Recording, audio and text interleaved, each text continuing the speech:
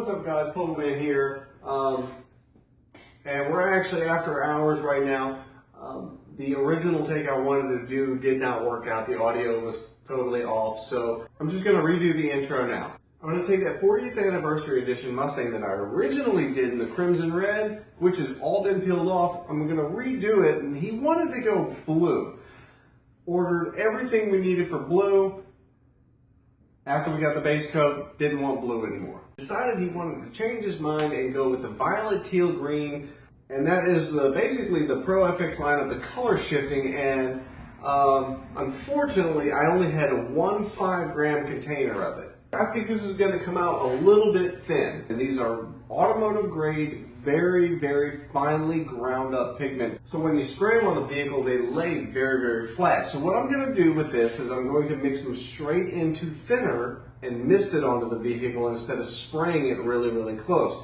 You'll see that later. One of the upshots of this is it totally eliminates the chance of tiger striping. The tiger striping comes, of course, when you spray a little bit too close to your vehicle, and then you end up leaving lines all the way down it, which doesn't matter what you use or what product, paint, plasti dip, you're going to have a bad time. The only downside of which is I would like to have had a second container, just because with 1 5-gram container, you're going to get good coverage on your vehicle, but you're not going to get total coverage. But in the end, you will get coverage on your vehicle. It's just going to be very, very subtle. Now, one of the questions I get asked a lot is how many coats do I need to spray on my vehicle to get full coverage? Coats are relative. And that is just a big fancy word for it just depends on how you spray. Some people like to spray really thick, some people spray really thin. So if I tell you 7 coats and you've got full coverage, you could end up with a mess on your hands.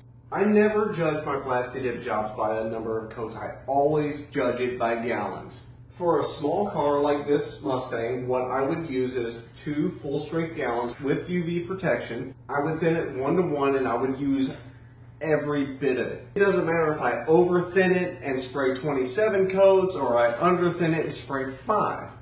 What I look at is the amount of plasti dip that I use. For a small car, 2 gallons of plasti dip, 2 gallons of thinner, and you go until it's finished. So for the 40th anniversary edition Mustang, which is almost identical in size, I'm going to use 2 gallons of black with UV protection, 2 gallons of thinner. Then I'm going to use 1 5-gram container with 1 gallon of thinner and then mist it over the entire vehicle. After that, on this particular vehicle, I'm going to go down with 1 gallon of high gloss top coat.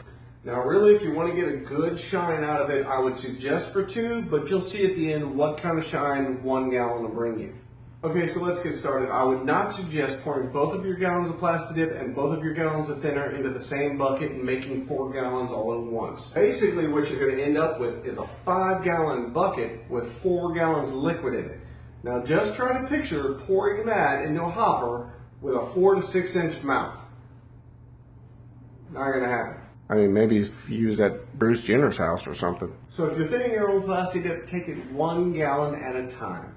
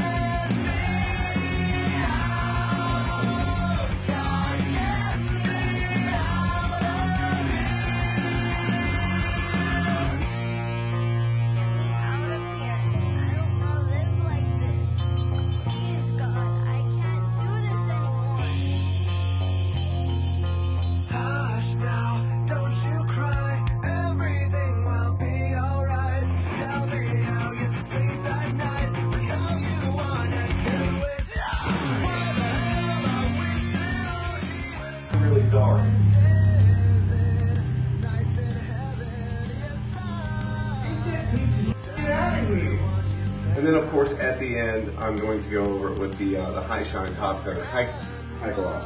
The high gloss top coat, it's 5 ounces, 5 grams. Think about the bar last night. And then I've got 2 gallons of the high shine top coat, high gloss top. What the f is that called? High gloss top coat. The super shiny glossifier. How about that? That's not that make it look sparkly.